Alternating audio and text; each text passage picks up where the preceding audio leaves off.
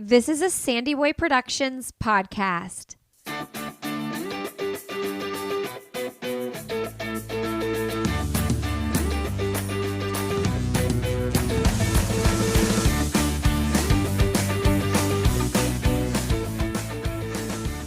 Hey everybody, welcome to I'll Have Another Podcast with Lindsay Hine.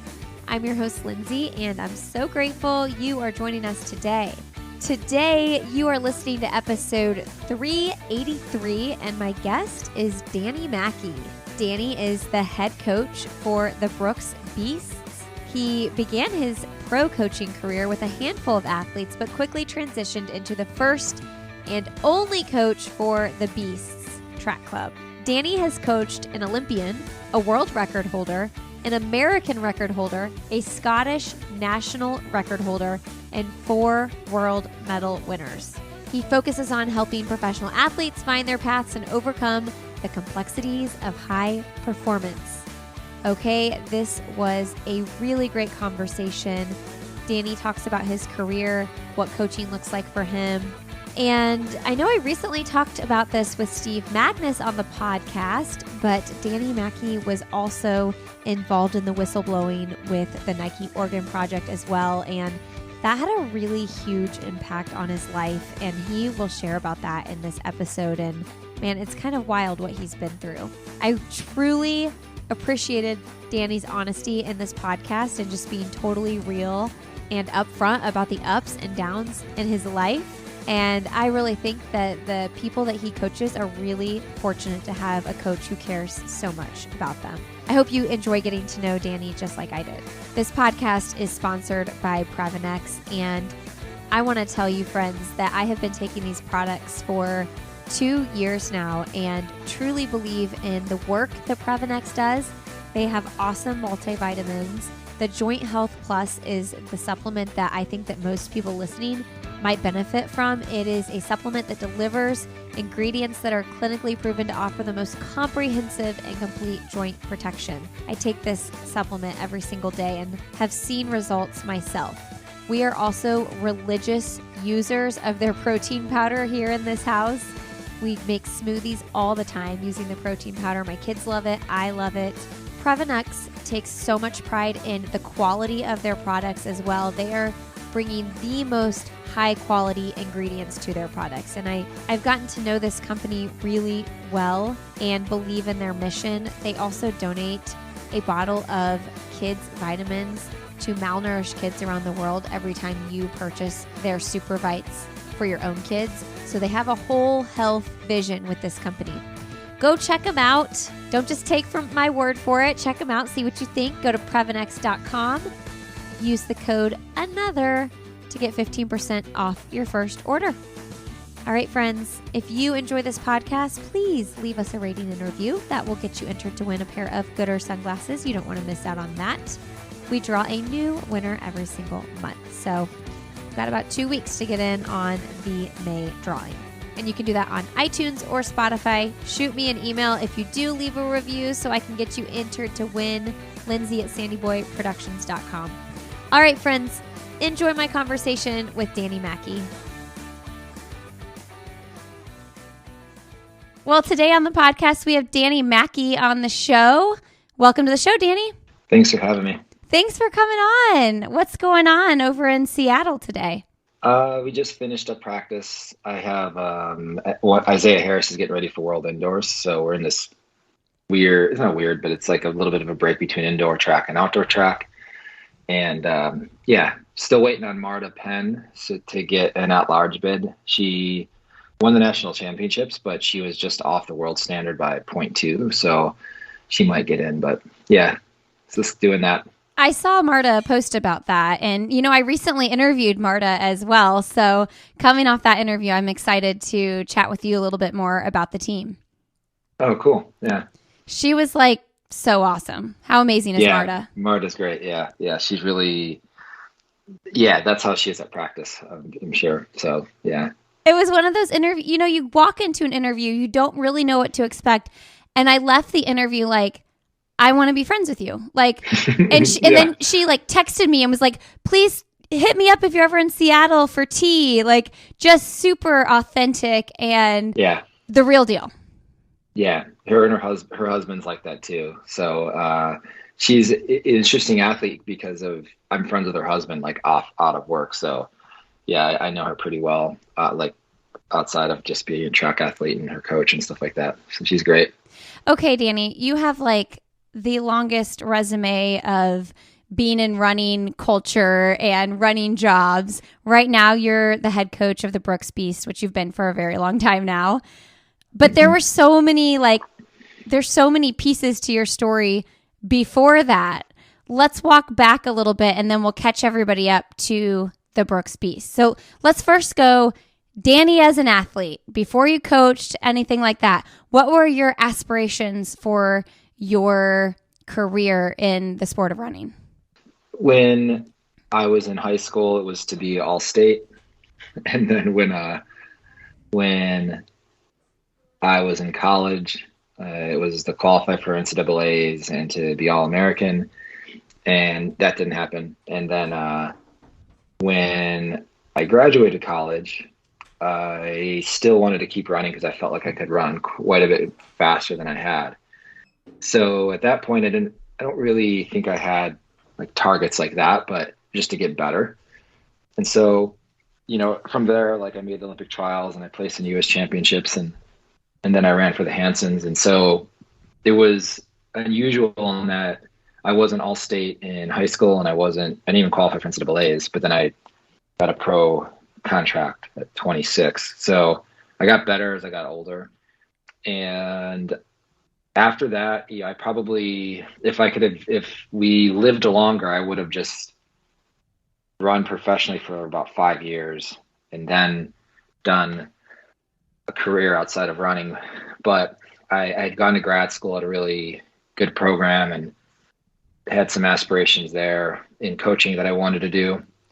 And I just was pretty rational even when I was younger in terms of my ability. So I figured at best I could make a world championship team in a marathon, and that's a huge deal. So but I was also thinking like that's at best, and I don't know if it's worth giving up, pausing other things I want to do in my career. So I think where I wasn't reasonable, and maybe it was like, ego to some degree, I thought I could work full time and still be really good at running. And I tried that for 4 years when I worked at Nike, and I had mixed results. I still got better and PR'd. And I was probably in 213, 214 shape twice, but I got hurt like right before the marathon. And I think it was just because of working 40, 50 hour weeks and trying to train that hard. My body just couldn't do both. So yeah, I wish I could, I wish I could space things out, because I would have really liked to do just exclusively running a little bit longer. I think it's part of my personality. I mean, I'm 41 now, and I'm fighting. I do martial arts, jiu-jitsu and grappling and stuff. So I'm going to fight on Saturday. And so I'm like weight cutting and dieting and like training and, so it's like, and I probably worked, I don't know, 60, 70 hours a week the last 7-8 weeks. So I don't have time for it, but it's just, I just like competing and pushing myself. So I wish I could have done that, but here I have a dream job now. So it's not, I can't say that it didn't work well, but I still think about it. Even Do though I'm you? older. I was wondering that. Yeah. I mean, on a much smaller scale, I think about that with my like freaking, common runner marathon PR. I'm like, I cannot get myself motivated to want to get my time down again, because I just know what work will go into that.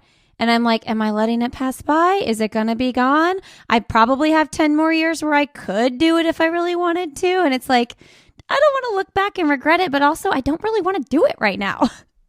I get that. Yeah, it's fun picking up a different sport at 35, 36, because you just get better at it. Yeah, that is fun. I hear you, because like, oh my gosh, to dig in for a marathon, I know. just, yeah. And I wouldn't be going all in like you would be, or the athletes you coach, but still, like for my everyday life, like it would be a lot.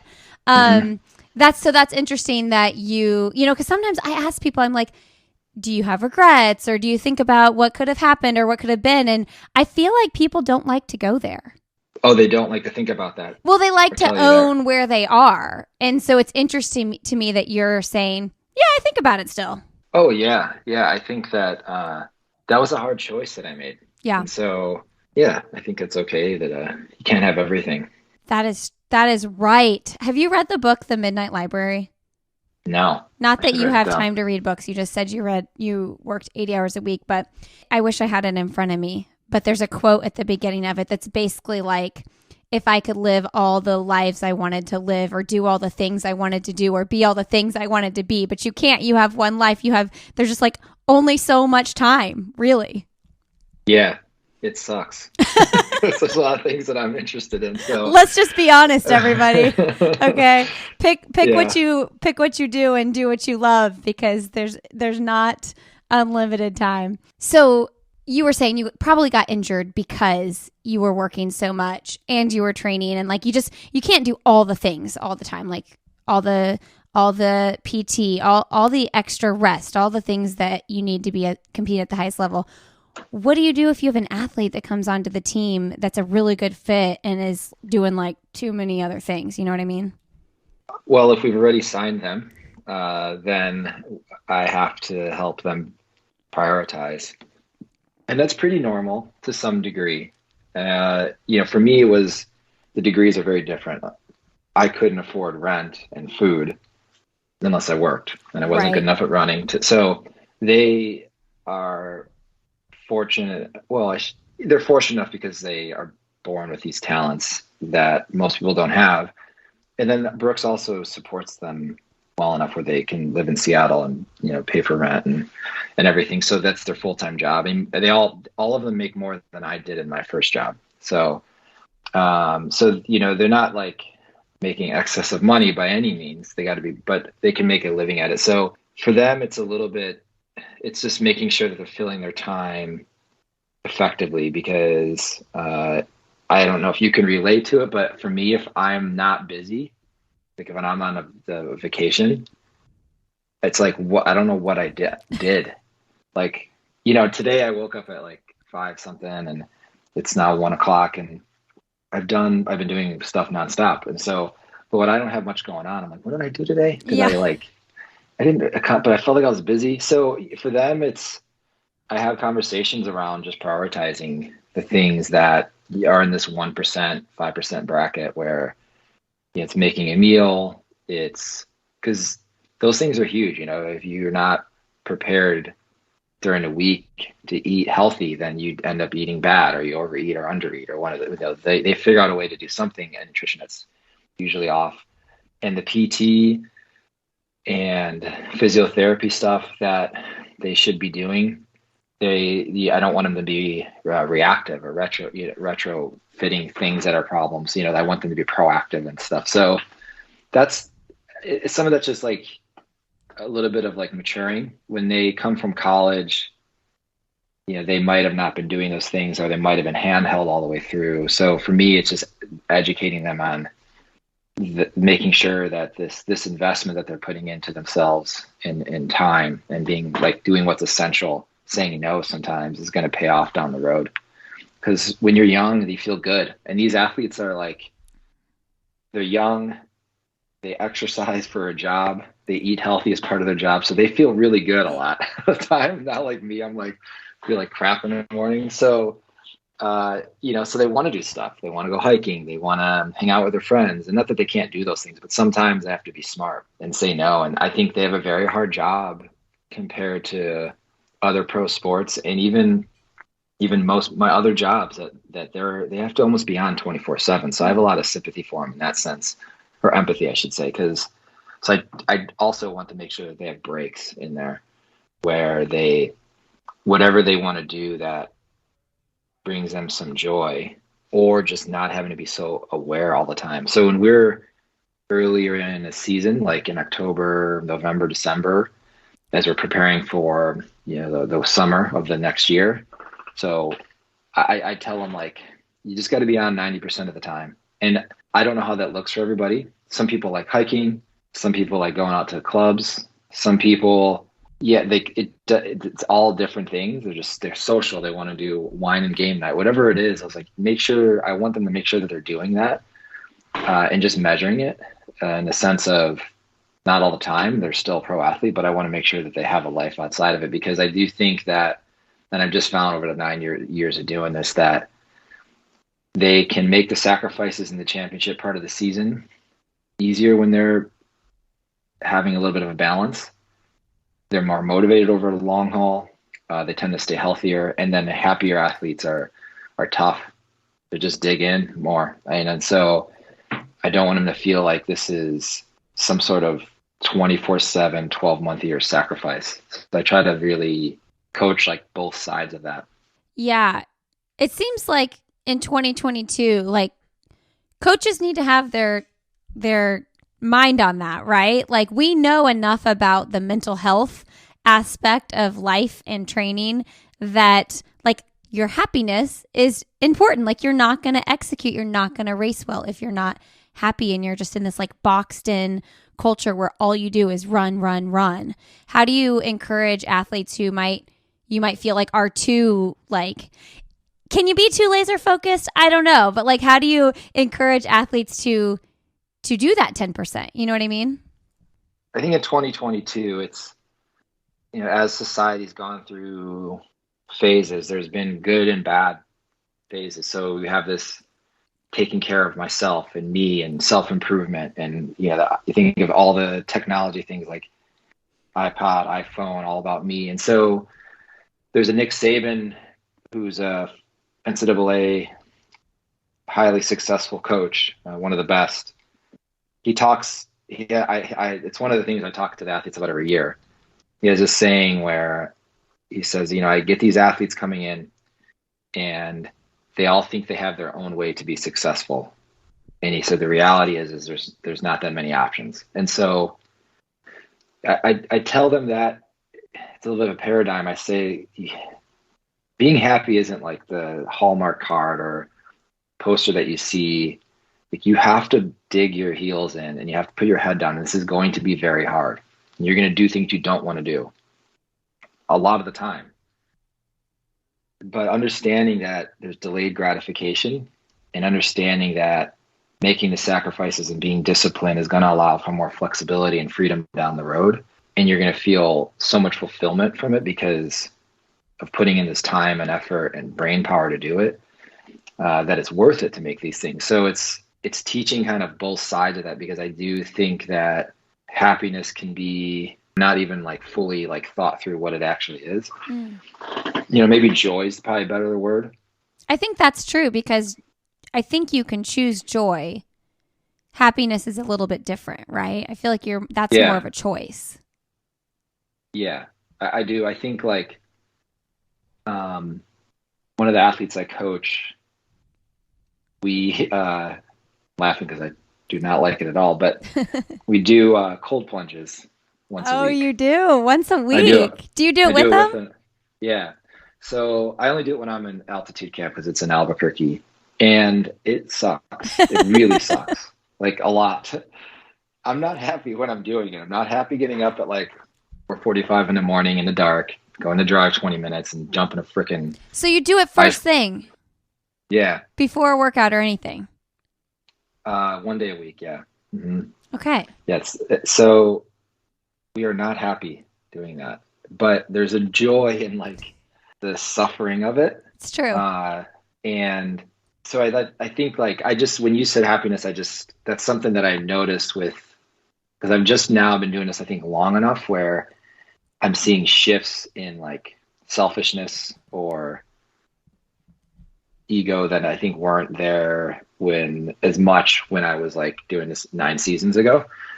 And it parallels society as well. And I think that, and some of these things are good. Like, I think that we were talking about this, like, 2022 coaches we have tools. We were concerned with mental health. Like, we know more now, which is really good, but it's not working.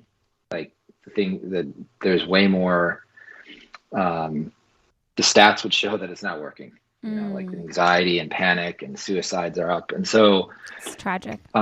Yeah. And, so I just think about that a little bit, but I do think that some athletes can be too laser focused. I have some that are like that, and I'm just like, hey, this is a long game. Like, and you, if you look at other sports where you see not just 1 or 2 seasons, athletes that have like a very long career, they understand that there's balance that needs to happen. And balance does not mean there needs to be, sometimes it takes discipline to let go a little bit. So teaching them that, or go easy, or take a day off, or if it's like the food that you love to eat with your friends, but that's maybe not the best thing in season, like you need to have that, like, and not beat yourself up over it, just like enjoy it. So that's hard. It's hard to get some athletes to like let go a little bit. And those athletes tend to not be consistently successful either. They get hurt, overtrained, or they get burnt out. Hey friends, this episode of the podcast is supported by Shoot Photography. Shoot has 30-minute outdoor sessions that are free to book, absolutely free to book, no sitting fee, and you only pay for the photos you love, which, by the way, have a super quick turnaround time. These are perfect for family portraits, maternity, milestone birthdays, engagements, personal branding, you name it. And these are in beautiful outdoor locations operating in over 60 cities around the country. It's pretty crazy. There were like 6 locations here in Raleigh. So you all can save 15% off 5 photos or more when you use the code SANDYBOY. So go see if they're in your market. Go to shoot.com. That's SHOOT.com. See if you're in their area. They probably are, since they're in 60 locations. And book your session today. And then when you get your photos back, just use the code SANDYBOY and you'll get 15% off. Let me know what you think. I hope you love it as much as I do. Our family had pictures taken a few weeks ago, and it was so quick and simple, and we love them. So that's shoot.com. Use the code SANDYBOY once you get your pictures back for 15% off your order. All right, friends, back to the show. I have questions about the cold plunge. Sure. Okay. Tell us, I know your background is in exercise physiology. You're like super smart, have your master's degree in that. And that's something that's really fascinating to you. Tell us reasons why you all do it. We don't all do it. We were talking about Marta. Marta's from Portugal. I do not know. Marta opts out? Oh, yeah. I'm thinking of like, because she will have like a snowsuit on when it's like 50 degrees out. So I don't know. There's probably diminishing returns with her. Just one of the athletes and I do it. Josh Kerr is the one that does it. Just the two of you? Mm-hmm. Okay. Well, there's a group of guys. It's turning into a men's group in Albuquerque that we do it we're in the water at 6 a.m. But Josh and I he's the one that does it, and I do it with him. Couple reasons. I mean, there is some research showing that it's good for your health, immune system, longevity. Now, I don't know, the studies weren't done on people like Josh, so like super high level athletes is what you mean. Because we exercise so much and you tend to eat healthy and stuff like that. So it's, who knows? But the reason why he does it is for just the mindfulness part of it. It's just a complete mental activity. So at the big meets, you are not at all on your time schedule because there's like call rooms and these things. And then you literally walk through a tunnel and you're standing like shoulder to shoulder with these people that you're, racing to put food on the table against, and you have how many years or months on the line, and big stadiums, 60, 80,000 people. And so you have to be, for endurance sports, you have to be like very calm. And that's that. So, people are on different ends of the spectrum with that. So for him, it was something that this mindful activity that we felt would be beneficial. So when you're sitting in water that's 42 degrees and you're like bringing your heart rate down, you're breathing down, if you can do that, then you can do it leading out to the Olympic final. So how long do you sit in there? That's why I got up to 2.5 minutes than the last camp. Okay. Day one was 11 seconds. It's I mean, horrible. it's the actual getting in that I'm like, Oh, it all sucks.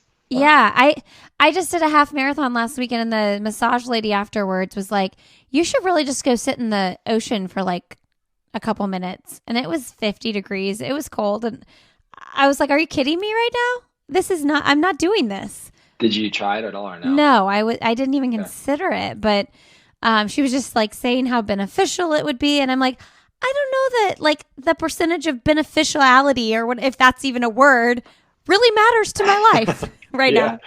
Yeah. I do know that it was like trending for people to like get in the cold shower in the morning, and everybody said that was, and I think that part of it is what you were saying about the mindfulness and, shall we say, joy out of doing something that is hard to do first thing in the morning. I don't know. Do you remember seeing that? That was like a big trend here in the last year or so. And a couple of my friends did it with the Stoic Challenge. We had to end each shower for 30 seconds cold. Okay, you end it cold. I feel like that's easier than starting cold, right? Yeah. Yeah, because I've run out of hot water before. Yeah, and it gets easier to do it for sure. Like it gets way easier, and I do think it's there's research around it too. It is a good activity psychologically to do that in the morning. Yeah, because I'm competing on Saturday, so I started doing it last week because there'll be a point, I'm sure, where hopefully not, but where I might be in a bad spot and just like present right in front of you. You're competing in jiu-jitsu? Yeah, the grappling fight on Saturday. Listen, there are too many things to talk about here. We have so many ways we can go because I want to talk about that too. But before we do that, let's get back into your history a little bit with the sport before coaching. I mean, this just friends, this conversation could be 3 hours long. It's not going to be, but I'm just saying there's a lot to cover. Can you talk to us about, so we kind of touched on, you've been with Brooks Beast for, is it 9 years or 10? This is 10. Yeah. Okay. 10. We made it through. You went to grad school, and talk about like having that dream to become a coach and having rejection, no responses, and what jobs you did in between grad school and landing this job with Brooks Beast. There's a lot in there. Mm-hmm. Yeah. So by the time I got the job at Brooks, I had applied to 217 coaching jobs. Listen, 217 friends. Don't right. That's a lot. Yeah, it's a lot. And that's cover letter and resume specifically for each one. Like I took each one. It sucked. It was how did you keep going? Like I don't think I would mentally get to 217. This is later in life, this shows a problem, but I'm very like, once I lock in on something, I tend to just push forward towards it. And so that's a good trait sometimes. I just thought, I thought be a job that I would enjoy doing. I love the sport. Initially I was pre-med school, then I wanted to be a professor. So both those are service jobs, dealing with humans. So it was coaching. I like competition, and so even if you're a coach, you're still competing to some degree. So yeah, and I thought I'd be good at it. I didn't know, but I thought I would be. So like for those reasons, I was just and I put a lot of work in. Like I don't think any of the pro coaches went to grad school. Not that that's a bad thing, but like at all, because they do well. But in my mind, I'm like, I did the path from 17 was my freshman year, and I can't get a dang job. So this is like, I don't get it. So I think there was a little bit of a chip on my shoulder too, by the last 60 jobs. I don't know, when I was like, I'm never going to get one. So yeah, in between, but along the way, I taught college for a couple years. I was an anatomy professor, and then I worked for Nike in their research and development. I worked in their innovation lab, their science lab, for almost 4 years. And I had a similar job at Adidas, and then working with athletes more specifically at Adidas. And then at Puma, I was a global product line manager for their running footwear. So those were the 3 jobs I had between grad school and then like getting the coaching job. Let's stop at the Nike really quick. Yeah. Because when you were working for Nike, you noticed some shady things happening, and you were part of the whole like whistleblowing, like with Alberto Salazar, and you actually contacted US. Who did you contact? Tell us that. Yeah. So this is all in, not that people would have time to look at it, but there is a court hearing in 2018 and again in 2021 where, so you could, the legal transcripts are all online. But yeah, 2000, so Alberto Salazar and his athletes were cheating. And so I was working there and I saw the blood panels. And it was weird. I go back to that time in my life, and like I'd make the analogy, like I thought the tooth fairy was real. So it wasn't like now being jaded and seeing the dark underbelly of the sport and how unethical, not a majority, but enough of the sport is, and how much cheating happens and how easy it is to cheat.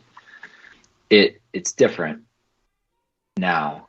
Then I just didn't think people did it. I mean, I was like a Lance Armstrong defender until the very end. So nothing will make you more jaded than that, than I know the Lance situation. It's like, oh man, are you kidding me? I know. Sorry, I interrupted. Go ahead.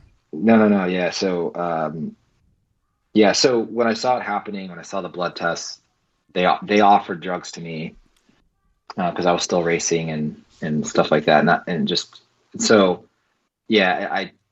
of sat on it for while, and then I just was at this point where I was talking to my brother actually, because he lives in Portland, and it was a little bit more of a it was over, I don't want to make it seem like dramatic, but he was like, I was really close with my grandpa, and at that stage of our lives, my brother's younger than me, we're like, hopefully being married and having kids one day was something that we thought. And he goes, you kind of got to do this, and just it's the right thing to do. So I did. So I called USADA. I still have the voice transcripts because they saved it. It was used in the court hearing. And I reported the athletes, what I saw, the offering of the testosterone, and they were abusing thyroid. Thyroid should be illegal. It's not. It's a very powerful hormone, especially when you don't need it. So that started in 2008, and then death threats happened in 2015 once John Capriati and his employees, his employees that still work at Nike now. John's kind of in a consulting role, but he's still in the sport. So they threatened to kill me and tried to jump me at the U.S. championships. And then it just kind of went on like that for a couple of years. And the court hearing happened in 2018, and then Alberto got banned, but Galen Rupp's still competing. 3 of the Nike employees that were there are still working at Nike and doing Nike contracts and have a huge stranglehold on the sport. And so it's frustrating to see, because they do abuse things like athletes don't get into Nike sponsored meets, and it's just a vendetta that they have. So I've learned to just not accept it, but I've learned to not think about it as much, but it really bothers me if I do think about it. Yeah. It's like, it's frustrating because I do believe, and I'm sure you do too, maybe not, but I do believe that there are some like really honest athletes that run for Nike. There's a ton of athletes that run for Nike, right? And it's just like, gosh, I don't know what I would do if I was in the situation where Nike offered me a contract, because personally, I don't really want to support that brand. But, there's tons of honest people that do run for them. So some of my best friends in the sport work for Nike. Yeah. And some of my favorite athletes run for that brand. Because people always assume that I don't like Nike. Sure. I was like, I don't like 4 people there. A lot. I really don't like them. Okay. They're bad. Yeah. You shouldn't. I'm glad they don't like me. And they don't like me because I tried to clean up the sport that they're sponsoring. So they should actually, they should have not congratulated me or anything, but I didn't do anything wrong towards the brand. And the company is so big that there's going to be some horrible people that with bad intentions that are malevolent that work there. And so I just kind of separate it. It's like, I actually like that brand. I think that there's still the Chicago kid in me that like had Michael Jordan and Ryan Sandberg and like all my favorite athletes and Michael Johnson that were there. And let me think, I mean, like Norman's one of my favorite sprinters. Sha'Carri, I think, is awesome. Richardson, like she's one of my favorite athletes. So yeah, it's like, and there's great employees that work there. Their product is really cool. I love it when they make innovations. Like, I don't have a problem with the super spikes at all. Some of my favorite coaches in the sport from a track standpoint are Nike coaches. So Craig Masbach has taken over for Capriati. He was on the board of directors of a nonprofit I started 12 years ago back in the day. I think he's phenomenal. So it's just some bad seeds in there. They're really bad, but yeah, I don't have any sort of like thing towards the brand. Okay. Well, you're making me feel better about wanting to get my kids some like cute little Nike sneakers. Yeah. Okay. Yeah. All right. I don't know if I'd buy Nike sneakers because I'm like, well, you really can't, right? Yeah, I kind of can't, but yeah, I don't have any sort of thing with the brand at all. Yeah. Okay. Well, that's really interesting to hear. And I just like, I don't want to like glaze over the fact that you got death threats and they tried to jump you at a meet. Like, that is a movie. That is insane. Yeah. It was at the meet, and yeah. So in my mind, I was like, are we really going to do this at a track? Like, we're not going to get very far here. There's a little bit of the reality. So, but like, also the people that were there were like, that saw it happening. They were like, are you kidding? Like, what is this? Yeah. But then you start doing some homework on some of these individuals, and you just Google Chris Westing. He's a physiotherapist in Eugene. Like, what they did to him, they almost killed him. That's insane. They got their hands on him outside of the U.S. championships in 2006. And Llewellyn Stark still works at Nike. They almost killed him. So there is a level of seriousness with it that was in the back of my mind because I knew that happened because I was working at Nike during that time. So, it's just bizarre. It's like, it is out of a movie. Like, when I tell people who don't know me that, or they Google something and they're like, can you tell me about this? And I'm like, what? And even me, I was like, it's crazy. This is crazy. Is this real life? Yeah. When I had HBO do a thing like a couple of years ago, and I was having to like really walk through it, and even in the pauses, they're like, what is this sport? Sometimes I'm like, I don't know, man. It's still in the back of my mind when I'm at meets. Like who's clean, who's not? Who's clean, who's not? Like, even this 2 weeks ago, I don't walk I take my headphones out when I walk outside at night. Oh, sure. Really? Yep. Oh, wow. So if someone gets popped for cheating, you assume that they really did cheat, right? Yeah. Okay. For sure. Because it depends a little bit on who it is and who their brand is. I mean, Nike is extremely powerful. Yeah. So if you're going to catch a Nike athlete, knowing what anybody can know and look up, like how hard it was to get Alberto, how much power they have. Yeah. Then they were dirty. Okay. 100%. I hate that. Like, it's not even a question. It doesn't even matter if I was like really good friends with somebody and I was like, if you're good and you get how protected you are and you still get popped, it's like, well, what else were you doing? Yeah. That's what I start thinking. Yeah. Ugh, it's such a bummer. Yeah, it is. Yeah, it really is.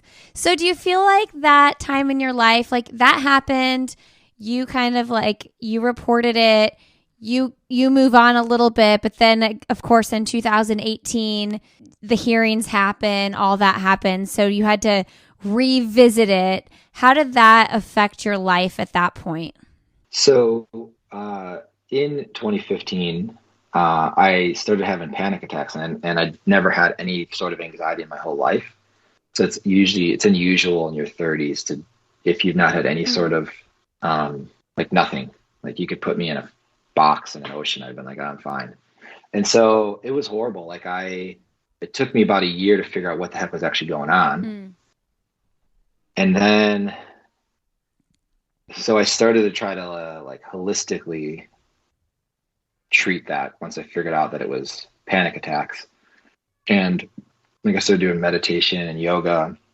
That's actually why I started doing martial arts, because it was like the only thing that could get me like in the moment where my brain was locked in on it, and I felt better afterwards. A lot of people think I did it to defend myself against. I shouldn't laugh because I might have to use it one day. But like, I was like, no, actually, I did it to like because yoga and meditation didn't work, and I was like wanted to cut my brain out of my head. Like seriously, like I'd go like 3 or 4 days without eating or sleeping, and I'm head coach of a team. And my marriage at the time took a serious hit. We ended up separated in 2018. Yeah, that's right.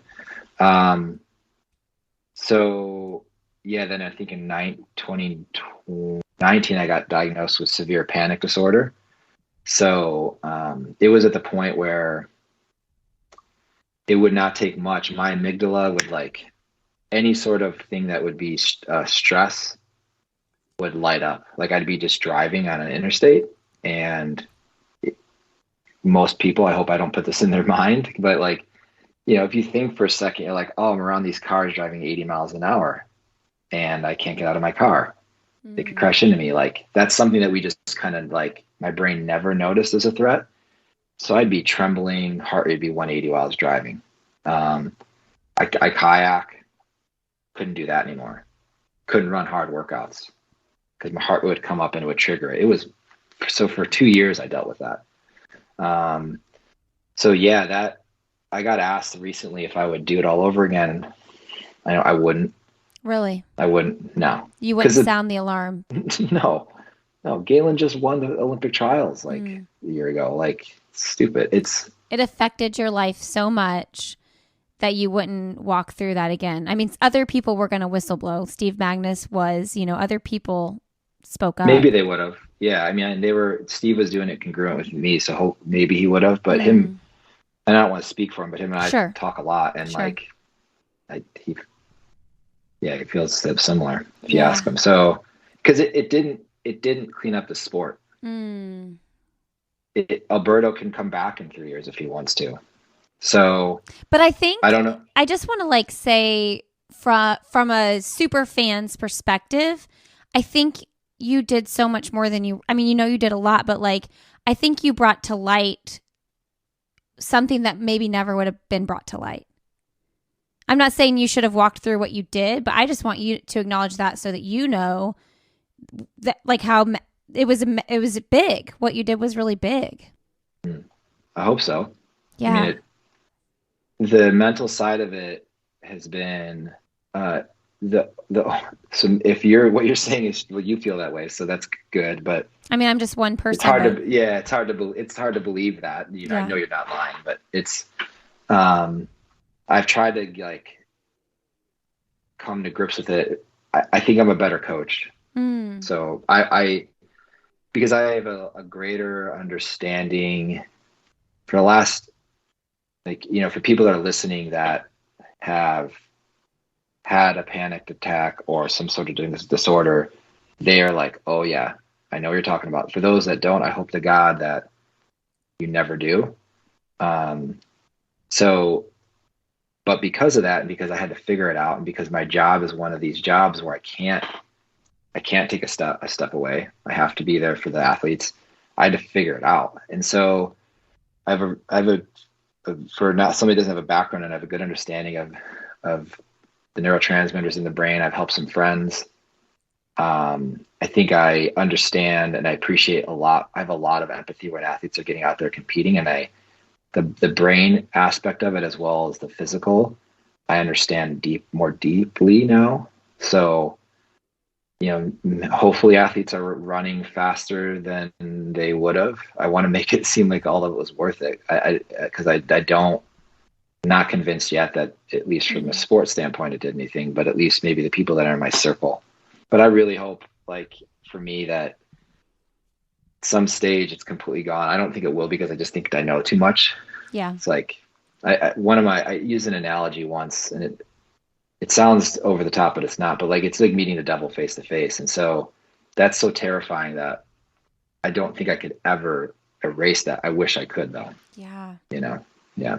When I was preparing for this interview, I was like, I get the feeling that Danny Mackey is just brutally honest, and that's what I'm getting right now from you. Yeah. I have had panic attacks in the middle of the night, like postpartum, and where I would wake up and think, I'm dying right now. I need to go to the hospital. And, my husband would kind of like try to get me back into like a right frame of mind. So like I very much have empathy for that. And I can't explain what that felt like for me either. It's just, I know looking back, that was a panic attack. Like for no reason, I wake up out of breath thinking I'm dying, So I can see why you would say, I wouldn't choose to go through that again if that's what that caused me. Mm-hmm. Yeah, they're horrible. It's awful. But I do think you're right. You are a better coach for that reason. I mean, how would you know if you hadn't walked through all those mental struggles and battles, what it would be like if an athlete's having a legit panic attack, like post-race or mid-race or whatever? If you haven't physically walked through it or done the extensive research, how would you know? Mm-hmm. Yeah, and friends. Yeah. I'd like to think I've helped some of them. Especially for, I think, if you're thinking athletics, it's not talked about because athletes are tough. Men, not as much. It's like I fight and I'm like, oh yeah. And then I got scared of a car ride. It's like, or a tunnel. So, oh, why didn't you eat for 3 days? Well, because of holding my breath for a second, I'm thinking of that. And they're like, really? I was like, that's how deep your brain can go if it wants to. Like, don't mess with your brain like that. So yeah, I think so. I think that I was just talking to a friend last week that is going through a divorce and I hope I help her because it sucks. Yeah, I mean, you went through it there. Oh man. I remember I was in Switzerland with my ex-wife, and they have in Bear, Switzerland, they have like a pit with bears. And I was like, this is 2017, and I was like really in it. And I was just staring at it, and she's like, what are you thinking? And I was like, I would much rather get dropped in that pit than have my brain doing what it's doing right now. It's like, that would be a better option because that's going one or two ways, and then I'm done with it either way. Yeah. So when your brain turns against you, it's bad. Bad. Yeah. I dealt with a lot of anxiety, like health related anxiety in my life. And it has put a big strain on my marriage because my husband doesn't know how to deal with that. He's not a psychiatrist. He's not a doctor. And so I can see how that would really, really affect your relationship. Mm-hmm. Yeah. And hopefully he doesn't ever know how to deal with it. Yeah, he's not supposed to. And that's one of the things I've had to learn to give up and not rely on him for that, because that's not who I married. That's not what he's there for. So that's really hard. Hey friends, a quick break here. Are you wearing a Coros watch yet? Because if you're not, you really should. They are awesome. I've been wearing my Coros since 2018. I can't believe it's been that long. I've had the same watch since 2018. It has caused me no problems, and it is so easy to use. So many pros like Molly Seidel, Sally McRae, Hayden Hawks, Camille Herron are wearing the Coros watch. And when you go to Coros.com and use the code ANOTHER at checkout, you can have an extra band added to your purchase for free. So you purchase the watch, you go add the watch to your cart, go get your band, add that to the cart as well. And when you check out, you put in the code ANOTHER and your free band will be taken off the price. My husband just bought a new Coros watch, and I was like, hey, use my code and get the extra band, please, but get the band for me instead of you. So I just got a light blue band that I'm loving. I always just had the black band, and the light blue band is super fun. So get a fun color if you get an extra band. Go to Coros.com and check it out. I wear the Apex, by the way. That's the watch that I wear. It's the Apex. It's super simple to use. It's not the Pro. It's just the Coros Apex. All right, back to the show. So can you share a little bit about when you got the call to be the coach for Brooks and where you were at the point when that happened? Yeah. So I moved back to Portland because when I worked at Puma, I had to move to Boston. And so I was working at Keen, and I was starting up their consumer insights group. And I was there for 3 months. And so the head of sports marketing at the time, his name is Jesse Williams. So he's now the founder of Sound Running. So Okay. That amazing meet that happened on Saturday, that's his company. Mm-hmm. So I ran for the Hansons when I ran professionally. And so I knew him through that, knew him through the industry, and I was coaching Katie. And so she was one of the original Brooks Beasts. And I had 2 other pros, Nike athletes at the time, but I was working full time. And so, so he tried to sign 2 really high level athletes, and he couldn't get them to run for Brooks because they didn't have a pro team. So they didn't have a track like they have the Hansons, but they didn't. And so the CMO at the time was the guy that used to work at Nike. I can laugh about this now, but his name is Dave Larson.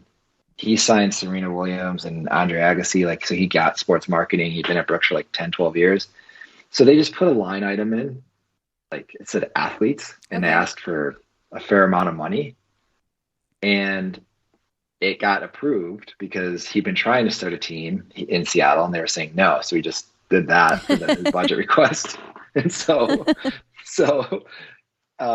he called me in the winter of 2012.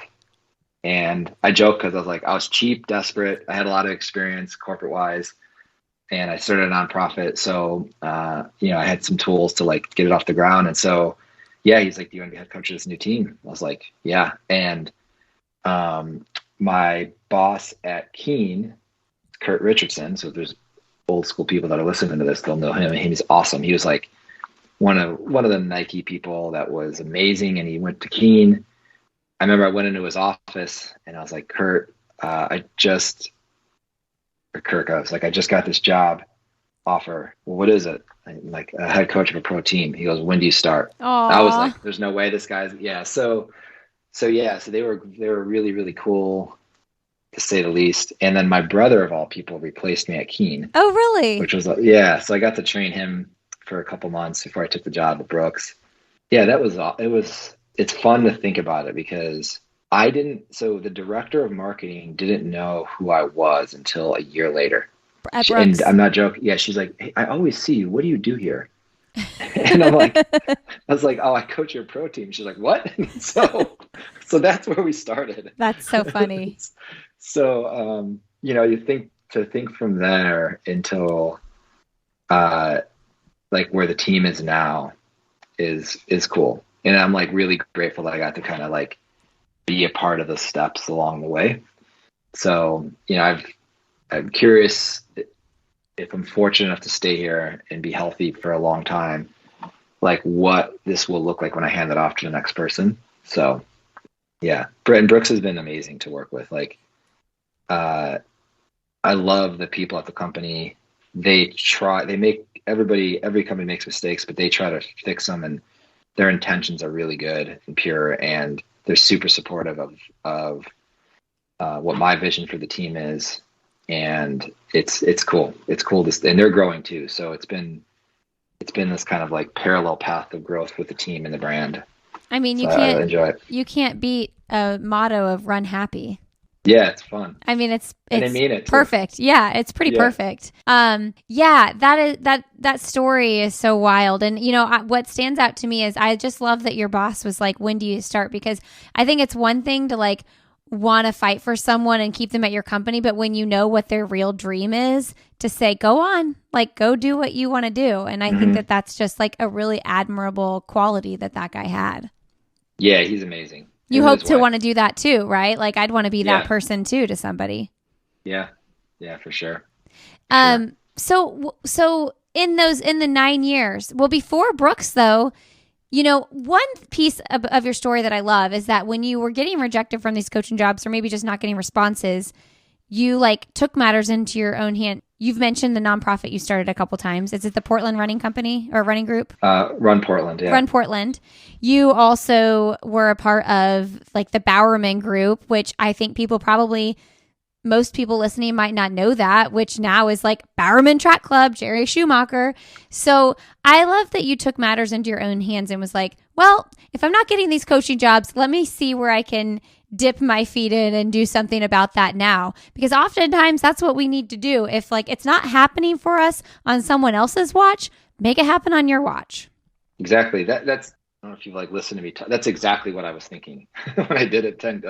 Like, you know, not to swear, but I was like, all right, if you're not going to hire me, then I would just do it myself. You can swear. It's fine.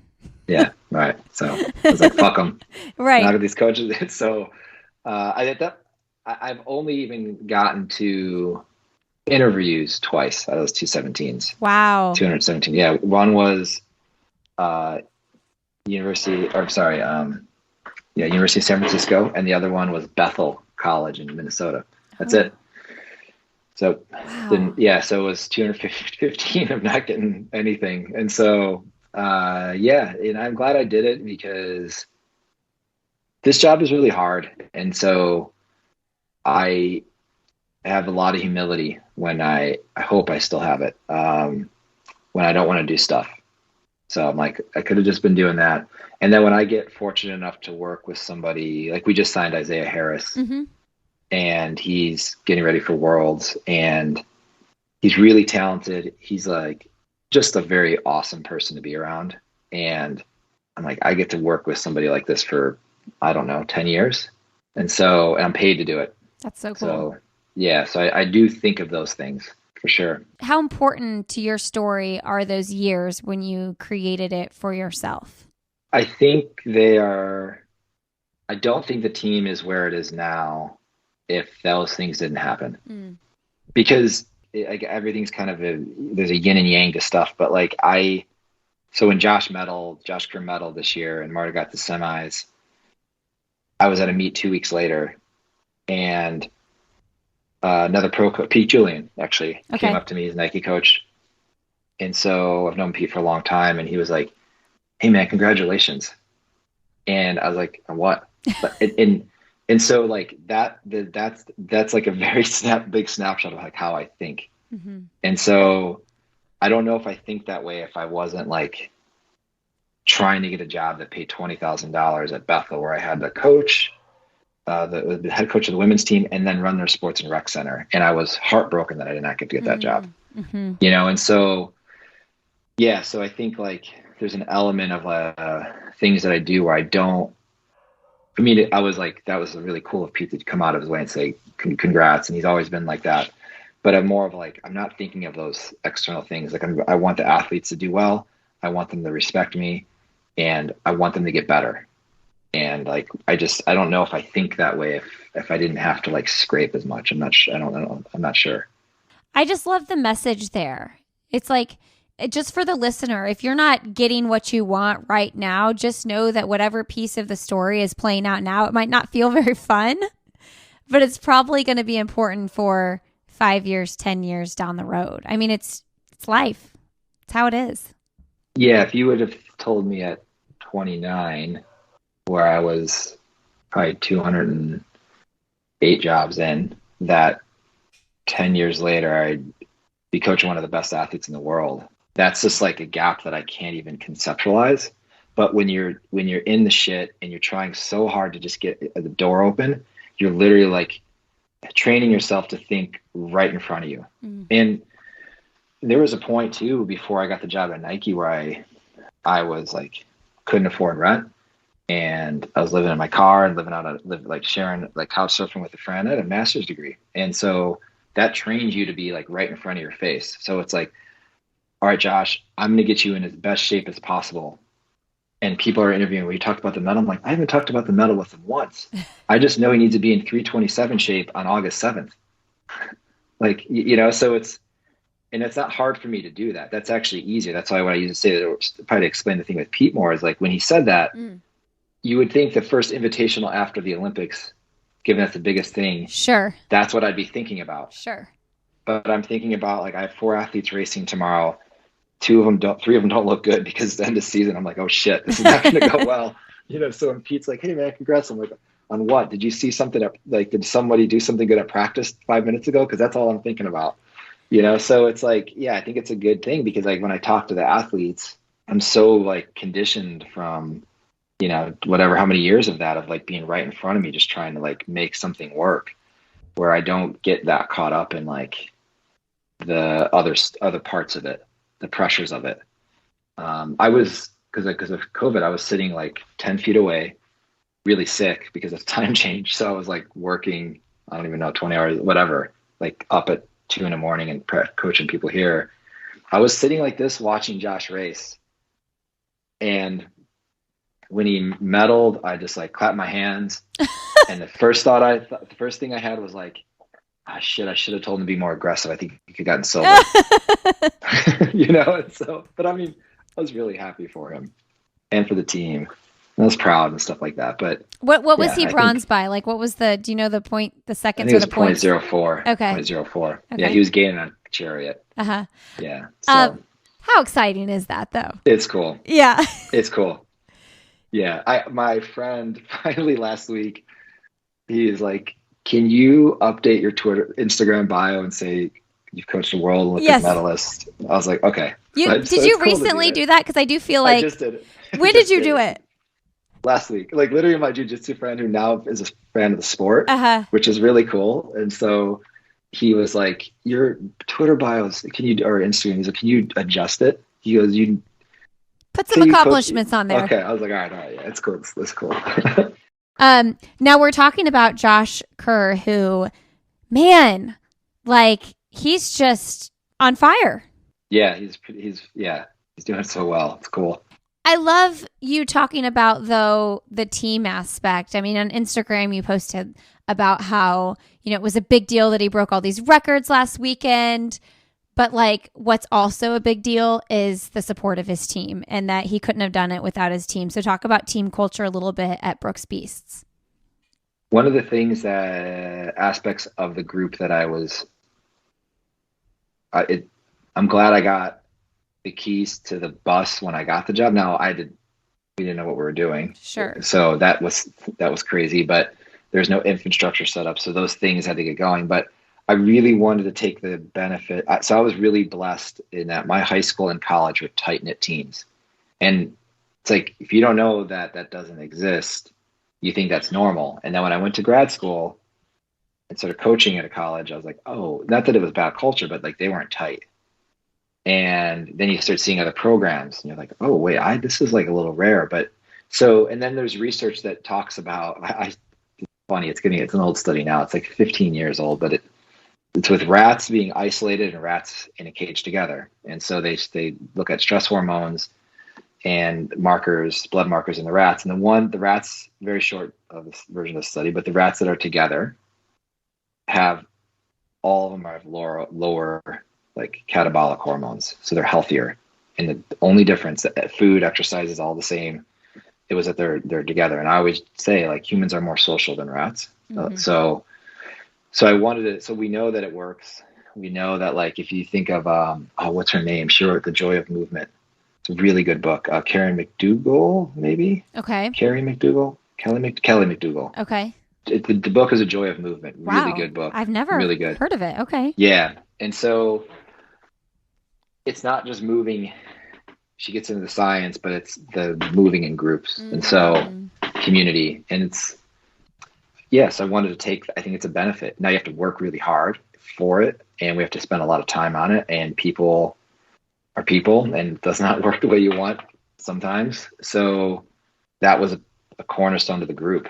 That is like the thing. I mean, when you talk about Josh, we've turned away people that are as talented, maybe more talented than Josh, because they weren't going to be a team fit. Mm. And so one of the reasons why I pushed really hard for him was I saw how he interacted with his University of New Mexico teammates. I met his parents and I'm like, this guy is he's going to want to be in a group. He's going to make the team better. And so, yeah, we spent a lot of time on team dynamics, and I think we reaped the benefits of it. How do you court someone like him to convince him to go to your team? I'm a pretty bad recruiter. Really? I think that honestly, you're like, Danny should, that does not help. Not the smoothest, like charismatic individual. but Josh and I speak the same language. Brutally So, honest. yeah, we shoot it straight. His dad and mom are straight shooters. And so, I just laid out, I was like, here's the percentage of people that get better here. The highest in any protein by far. We just haven't gotten like, the aces. So we're not getting an NCAA champ and then going better. And so I was like, if you come here and these things line up, you're going to get, and he has gotten over 6 seconds better here. Wow. In a couple of years in the 15. So it was just like pointing the numbers out to him. And I was like, Brooks is behind this, and the city of Seattle is amazing. And we had a small but mighty men's and women's group at the time when we signed them. And Josh and the guys connected well, and now there's, at this time it was just one of the women, Allie Bahalski. So they were all just really instrumental. Like I use the athletes a lot with recruiting. How many athletes are in the team right now in 2022? 13. What? How many male? How many female? I'm sorry, 12. It is, because we just signed Isaiah. I'm sorry, it was 11. Now it's 12. Okay, gotcha. We have four women, 8 guys. Okay. And it's changed. Like there was, for a while, it was mostly women, few guys. Okay. Then it was 50-50. And then Carissa Nelson just signed with a New York group. So we lost her and gained Isaiah. So we were 7-5. Now we're 8-4. Yeah. Okay. Yeah, I interviewed Allie O when she was being coached by you. We lost Allie O too. Yeah. Yeah. A brave thing that she just did. Mm-hmm. Proud of her. Yeah. Talk to me about like coaching from 800 all the way to to the marathon, or what's your furthest distance runner you have right now? Right now it's Allie, I would say 10K. Okay. I've had an elite marathoner. I had a guy, a 210 guy, Ryan Vale. Okay. Yeah, I remember his name. Yeah. I love it because it's different. I like the different nuances and specificity and variables with the different events. The longer stuff is cool because it's like this really specific metabolic and psychological challenge. And then the 15 and 8, they have this chaos. It's like, I don't like watching rounds, but the chaos is kind of fun. Like I like fighting, and there's always a little bit of like something crazy might just happen here, and that's how I feel like the 8 and the 15s. So I like that we have a good, like, we're a little bit more centered on like the lower end of the middle distance, but I like a blend. I think it's good for team dynamics too. Okay. So we're going to move towards some just like fun end of the podcast stuff now. I could ask you a million questions on exercise physiology and things like that, but we're already at an hour, 10 minutes. So we're going to move to some fun stuff. What is the best concert you've ever been to? It's easy. Rage Against the Machine and Wu-Tang Clan. They weren't together, were they? They did. They toured together in 1999, and then I saw Rage 2001, and I saw them again in 2007. They're by far the best live. I don't like that kind of music. Okay, that's what I'm saying. Like it's too much for me. It's too loud and aggressive. Not Wu-Tang, but Rage Against the Machine. Yeah. Like I was listening to Chris Stapleton before practice, and then this morning when I was working, I was listening to Dua Lipa. So now I'm like, but Rage is like so good, so good live. Okay, interesting. So they're going to go on tour again this year. I highly recommend it, even if you don't like that music, because I don't like that type of music. What? It's worth it. How did you land at the concert?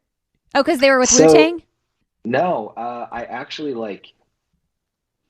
just like them in that genre. Okay, you do like them. I'm gonna have to play like a couple songs to see if I can even stand it because it's aggressive. Okay, because my husband's a huge Pearl Jam fan, and so I've been to several of those, and I can't even stand their loud songs, and their loud songs aren't even anything compared to Rage. I like Pearl Jam a lot too. Yeah, Pearl Jam has enough soft songs and like in the middle of the road songs that I can handle it. But like when they play like Spin the Black Circle and all these like ragey in my mind songs, I'm like, get me the heck out of here. Yeah. Well, if you need recommendations, I can like Just to let you know, I'll text you some ones that like intro you into the world. Okay. Rage Against the Machine. I gotta dip my toes in. I cannot believe I've never seen Chris Stapleton live. Have you? No, and I don't like country either. Yeah, but he's But I like, love him. he's a different kind of country. Yeah. I feel like, I don't know, Sturgill Simpson, Chris Stapleton, it's kind of a different kind of, it's not corny country. Yeah, that's right. Chris Stapleton was here in Raleigh, but it was last summer and it was going to be like 105 degrees or something stupid. And I was just like, you know what? I like Chris Stapleton so much, but like, I don't want to be miserable outside. So at this point in my life, I'm just choosing to be in the air conditioning. When you're not running, okay, so we know you do jiu-jitsu and grappling and all this like crazy fighting stuff, but is there anything else you like to do outside of running? You work a lot. Yeah, I play music, play guitar. Oh, you do? Mm-hmm. Have you always played guitar? No, I played the piano as a kid and then didn't do anything for a while. And then in college, I taught myself how to play the guitar. And so been doing that a little bit more lately. Do you recommend starting younger? I think I'm going to get my 7-year-old signed up for guitar just for fun. Yes. Okay. The neuroplasticity is higher when you're younger. Okay. I'm like, if one of my kids has an inkling of interest in instruments, like get him the lesson. Get him in. Yep. Yeah. And if he doesn't want to do it, I can give him a pep talk because I'm so pissed I did not stick with it. My mom made me do it. I'll hold you to it. I'll FaceTime you. I did not.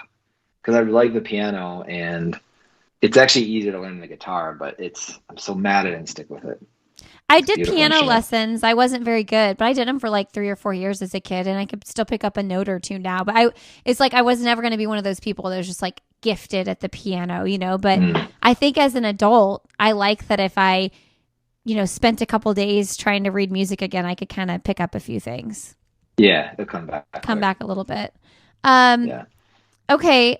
This is kind of a deep question. What do you want to be remembered for as a coach from your athletes? I like them to think of me as caring and thorough, and that I evolved and I didn't take myself that seriously. It would be like, if like Brandon Kidder or Mia Aiken said that about me, I'd blush probably. Aww. So. I love it. If you could have coffee, tea, or cocktail with someone fun, motivating, or inspiring, who would it be?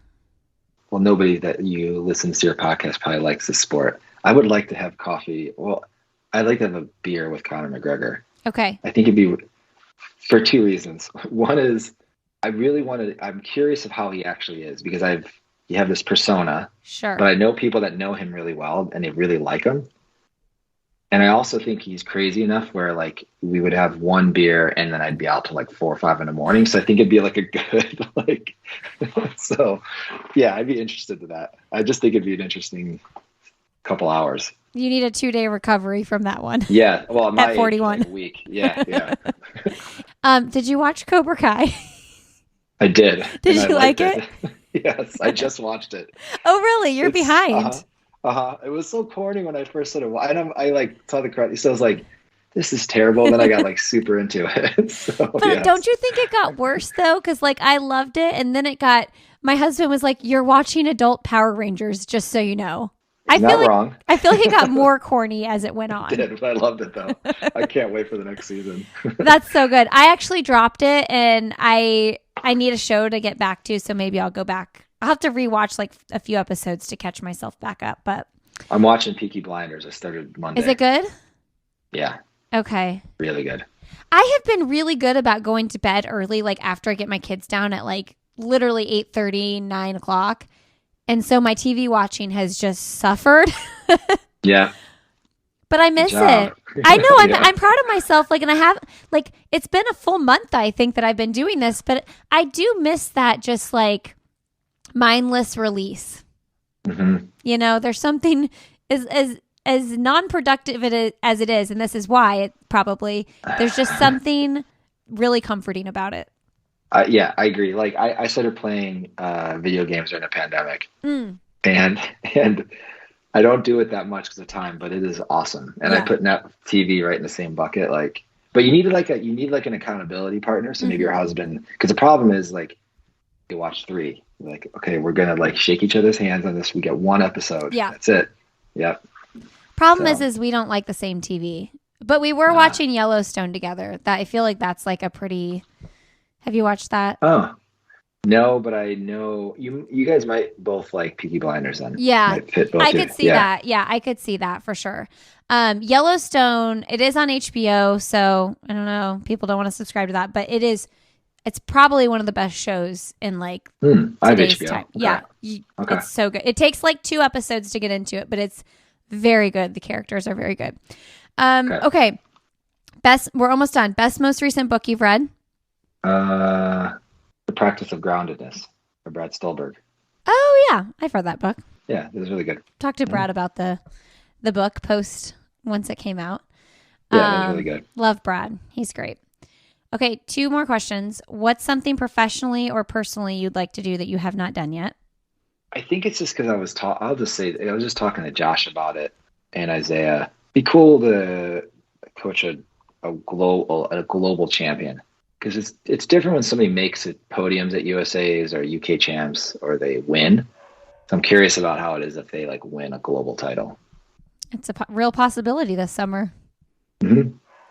Yeah, That's exciting. Be kind of home. Yeah, so I'm curious. Like, that'd be cool. See how it is. Love it.